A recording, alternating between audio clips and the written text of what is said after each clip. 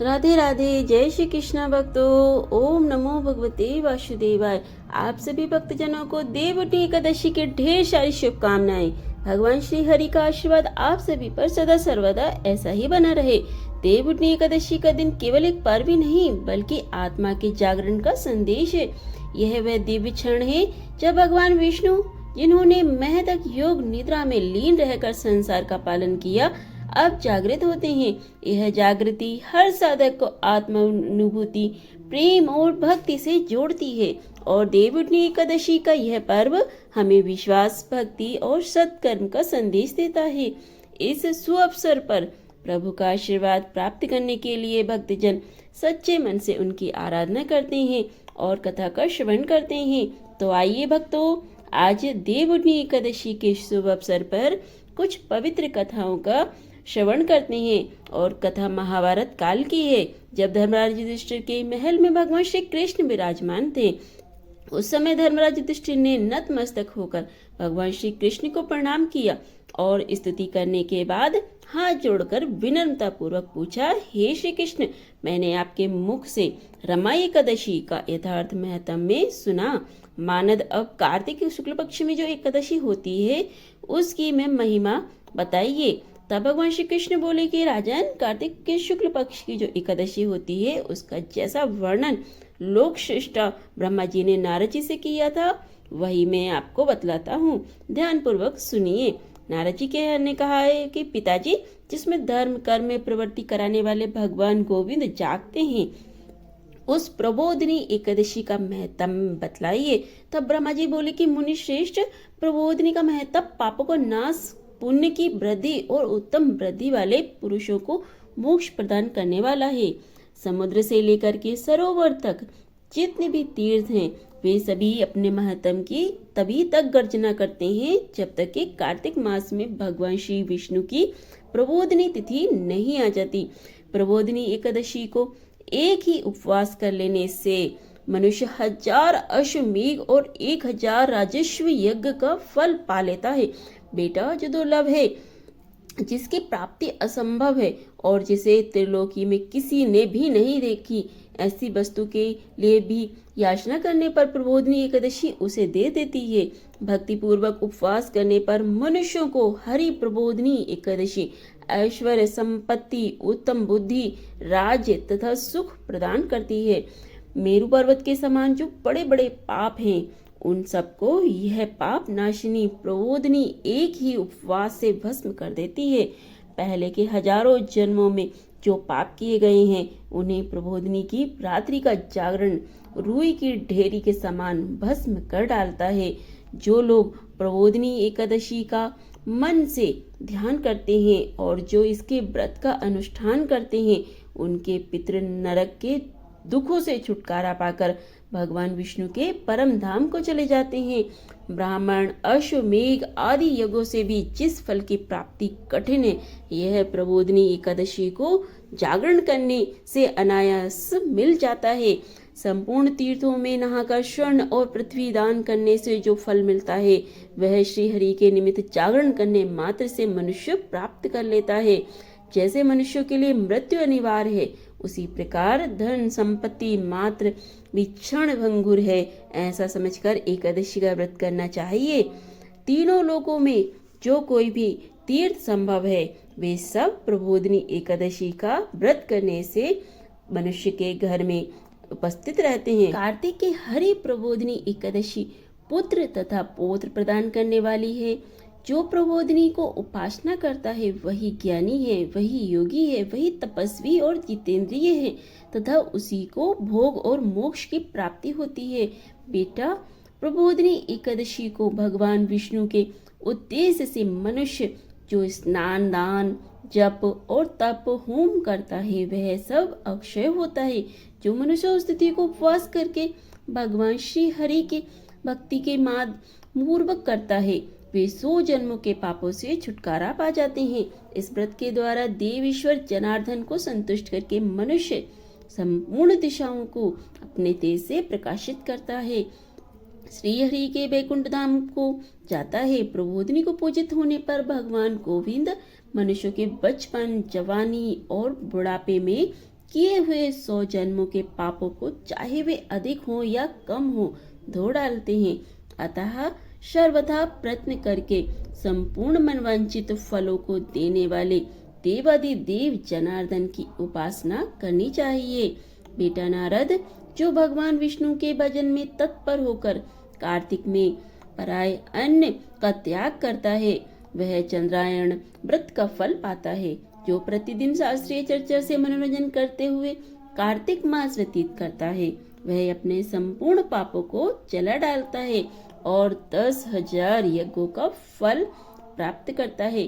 कार्तिक मास में शास्त्रीय कथा के कहने सुनने से भगवान मधुसूदन को जैसा संतोष होता है, वैसा उन्हें यज्ञ, दान अथवा जप आदि से भी नहीं होता। जो शुभ कर्म परायण पुरुष कार्तिक मास में एक या आधे श्लोक से भी भगवान विष्णु की कथा वांचता है, उन्हें 100 गोदान का फल प्राप्त होता है। महामुनि कार्तिक में भगवान केशव के सामने शास्त्र का स्वाध्याय तथा श्रवण करना चाहिए। मुनि श्रेष्ठ, जो कार्तिक में कल्याण प्राप्ति के लोभ से श्री हरि की कथा का प्रबंध करता है, वह अपनी 100 पीढ़ियों को तार देता है। जो मनुष्य नियम पूर्वक कार्तिक मास में भगवान विष्णु की कथा सुनता है, उसे सहस्त्र गोदान का फल प्राप्त होता है।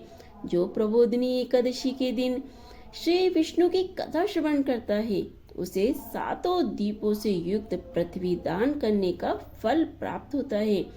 मुनि श्रेष्ठ, जो भगवान विष्णु की कथा सुनकर अपनी शक्ति के अनुसार कथावाचक की पूजा करते हैं, उन्हें अक्षय लोक की प्राप्ति होती है। नारद, जो मनुष्य कार्तिक मास में भगवत संबंधी गीत और शास्त्र विनोद के द्वारा समय बिताता है, उसकी पुनरावृत्ति मैंने नहीं देखी। मुनि, जो पुण्यात्मा पुरुष भगवान के समक्ष गान, नृत्य, पाद और श्री विष्णु की कथा करता है, वह तीनों लोकों के ऊपर विराजमान होता है। मुनि श्रेष्ठ, कार्तिक प्रबोधिनी एकादशी के दिन बहुत से फल, फूल, कपूर, अर्घ और कुमकुम के द्वारा श्री हरि की पूजा करनी चाहिए। एकादशी आने पर धन की कंजूसी नहीं करनी चाहिए, क्योंकि उस दिन दान आदि करने से असंख्य पुण्य की प्राप्ति होती है। प्रबोधिनी को जागरण के समय शंख में जल लेकर फल तथा नाना प्रकार के द्रव्यों के साथ श्री जनार्दन को अर्घ देना चाहिए। संपूर्ण तीर्थों में स्नान करने और सब प्रकार के दान देने से जो फल मिलता है, वही प्रबोधिनी एकादशी को अर्घ देने से करोड़ों गुना होकर प्राप्त होता है। देवऋषि अर्घ देने से पश्चात भोजन, आच्छादन और दक्षिणा आदि के द्वारा भगवान विष्णु की प्रसन्नता के लिए गुरु की भी पूजा करनी चाहिए। जो मनुष्य उस दिन श्रीमद् भागवत की कथा सुनता है अथवा पुराण का पाठ करता है, उसे एकाएक अक्षय पर कपिला का दान का फल प्राप्त होता है। मुनि श्रेष्ठ, कार्तिक में जो मनुष्य अपनी शक्ति के अनुसार शास्त्रोक्त रीति से वैष्णव व्रत करता है, एकादशी का पालन करता है, उसकी मुक्ति अविचल है। केतकी के एक पत्ते से पूजित होने पर भगवान गरुण ध्वज 1000 वर्ष तक अत्यंत तृप्त रहते हैं। वे वर्षे तो जो अगस्त के फूलों से भगवान जनार्दन की पूजा करता है, उसके दर्शन मात्र से नरक की अग्नि बुझ जाती है। वत्स, जो कार्तिक मास में भगवान जनार्दन को तुलसी के पत्र और पुष्प अर्पण करते हैं, उनका जन्म भर का किया हुआ सारा पाप भस्म हो जाता है। मुनि, जो प्रतिदिन दर्शन, स्पर्श, ध्यान, नाम कीर्तन, स्तवन, अर्पण, सिंचन, नित्य पूजन और नमस्कार के द्वारा तुलसी में 9 प्रकार की भक्ति करते हैं, वे कोटि सहस्त्र युगों तक पुण्य का सविस्तार करते हैं। नारद, सब प्रकार के फूलों और पत्तों को चढ़ाने से जो फल मिलता है, वह कार्तिक मास में केवल तुलसी के एक पत्ते से ही मिल जाता है। कार्तिक मास आया देख प्रतिदिन नियम पूर्वक तुलसी के कोमल पत्तों से महाविष्णु श्री जनार्दन का पूजन करना चाहिए। 1000 यज्ञों द्वारा देवताओं का यजन करने से, अनेक प्रकार के दान देने से जो पुण्य मिलता है, वह कार्तिक में तुलसी दल मात्र से केशव की पूजा करने से प्राप्त हो जाता है। प्रेम से बोलिए श्री कृष्ण भगवान की जय। भक्तजनों, अब सुनिए देव उठनी एकादशी की दूसरी कथा। एक बार एक राजा के राज्य में सभी लोग एकादशी का व्रत रखा करते थे। प्रजा और नौकर चाकर से लेकर पशुओं तक एकादशी के दिन अन्न नहीं दिया जाता था। एक दिन किसी दूसरे राज्य का एक व्यक्ति राजा के पास आकर बोला, महाराज कृपया करके मुझे नौकरी पर रख लीजिए। तब राजा ने उसके सामने एक शर्त रखी कि ठीक है, तुम्हें नौकरी पर रख लेते हैं, किंतु रोज तो तुम्हें खाने को सब कुछ मिलेगा, परंतु एकादशी के दिन अन्न नहीं मिलेगा। उस व्यक्ति ने उस समय तो हाँ कर ली, परंतु एकादशी आने पर जब उसे फलाहार की सामग्री दी गई तब तो वह राजा के सामने जाकर गिड़गिड़ाकर रोने लगा, महाराज इससे तो मेरा पेट ही नहीं भरेगा, मैं तो भूखा ही मर जाऊंगा, कृपया मुझे अन्न दे दीजिए। राजा ने उसे शर्त की बात याद दिलाई, किंतु वह व्यक्ति मारे भूखे अन्न छोड़ने को तैयार ही नहीं हुआ। तब राजा ने उसे आटा, दाल, चावल आदि दिए। अब वह नित्य की तरह नदी पर पहुंचा और स्नान कर भोजन पकाने लगा। जब भोजन पक गया तब वह भगवान को बुलाने लगा, आइए प्रभु, भोजन तैयार है। उसके बुलाने पर तुरंत ही पीताम्बर धारण किए भगवान चतुर्भुज रूप में आ गए और प्रेम से उसके साथ भोजन करने लगे। भोजन आदि करके भगवान तो अंतर्ध्यान हो गए और वह व्यक्ति अपने काम पर चला गया। 15 दिन बाद अगली एकादशी को वह फिर राजा से कहने लगा, महाराज अब की बार मुझे दुगनी सामग्री दीजिए, क्योंकि उस दिन तो मैं भूखा ही रह गया था। राजा ने कारण पूछा तो व्यक्ति ने बताया कि महाराज हमारे साथ भगवान भी तो भोजन ग्रहण करते हैं, इसलिए भोजन की यह सामग्री हम दोनों के लिए पूरी नहीं पड़ती। यह सुनकर राजा को बड़ा आश्चर्य हुआ। वह बोला, मैं नहीं मान सकता कि भगवान तुम्हारे साथ भोजन करते हैं। अरे मैं तो इतने व्रत रखता हूँ, पूजा करता हूँ, दान करता हूँ, पर भगवान ने तो मुझे कभी दर्शन नहीं दिए। राजा की बात सुनकर वह बोला, महाराज यदि विश्वास ना हो तो साथ चलकर देख लीजिए। फिर तो राजा एक पेड़ के पीछे छुपकर बैठ गया और उस व्यक्ति ने भोजन पकाया और भगवान को शाम तक पुकारता रहा, परंतु भगवान नहीं आए। आखिरकार उस व्यक्ति ने कहा, हे प्रभु, यदि आज आप नहीं आए तो मैं इस नदी में कूदकर अपने प्राण त्याग दूंगा। भगवान नहीं आए। तब वह व्यक्ति प्राण त्यागने के लिए उद्देश्य से नदी की तरफ बढ़ा। प्राण त्यागने का उसका दृढ़ निश्चय देखकर भगवान शीघ्र ही प्रकट हो गए और उसे रोक लिया। फिर साथ बैठकर भोजन करने लगे। भोजन ग्रहण करने के बाद, जल पीने के बाद वे उसे अपने विमान में बिठाकर अपने धाम में ले गए। यह देखकर राजा ने सोचा कि व्रत उपवास से तब तक कोई फायदा नहीं होता जब तक मन शुद्ध ना हो। इससे राजा को ज्ञान मिला कि फिर वह भी सच्चे मन से व्रत उपवास करने लगा और अंत में एकादशी व्रत के पुण्य प्रताप से वह राजा स्वर्ग को प्राप्त हुआ। प्रेम से बोलिए श्री लक्ष्मी नारायण की जय। प्रिय भक्तजनों, अब सुनिए तीसरी प्रमुख कथा। एक बार एक राजा था। उसके राज्य में प्रजा हर प्रकार से सुखी थी। वह राजा भगवान विष्णु का परम भक्त था और नियम पूर्वक एकादशी का व्रत रखा करता था। एकादशी के दिन उस राजा के राज्य में कोई भी अन्न ग्रहण नहीं करता था। यहाँ तक कि कोई भी उस दिन ना तो अन्न खरीदता और ना ही कोई बेचता। सभी फलाहार करते थे। एक बार भगवान ने राजा की परीक्षा लेनी चाहिए। तब भगवान श्री हरि एक सुंदर रूप धारण करके सड़क किनारे बैठ गए। तभी राजा उधर से निकला और सुंदरी को देखकर चकित रह गया। फिर राजा ने उससे पूछा कि हे सुंदरी, तुम हो कौन और इस तरह यहाँ क्यों बैठी हो? तब सुंदर स्त्री बने भगवान बोले कि राजन, मैं बेसहारा हूँ। इस नगर में कोई मेरा जाना पहचाना नहीं है। मैं किससे सहायता मांगू? राजा तो उसके स्वरूप पर मोहित हो गया। कहने लगा कि तुम मेरे साथ मेरे महल चलकर मेरी रानी बनकर रहो। सुंदरी बोली, मैं आपकी हर बात मानूंगी, पर आपको राज्य का अधिकार मुझे सौंपना होगा। आपके राज्य पर पूरा अधिकार केवल मेरा होगा और हे राजन, मैं जो भी बनाऊंगी वही तुम्हें खाना होगा। राजा तो उसके रूप पर मोहित था, इसलिए उसने उसकी सभी शर्तें स्वीकार कर ली। अगले दिन एकादशी का पवित्र दिन आया। अब तो रानी ने सभी को आदेश दिया कि बाजार में अन्य दिनों की तरह अन्न बेचा जाए। उसने घर में मांस मछली आदि पकवाई, तब परोस कर राजा से खाने के लिए कहा।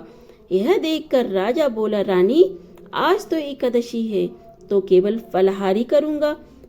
तब रानी ने शर्त की बात याद दिलाई और राजा से कहा, या तो खाना खाओ, नहीं तो मैं बड़े राजकुमार को सिर काट लूंगी।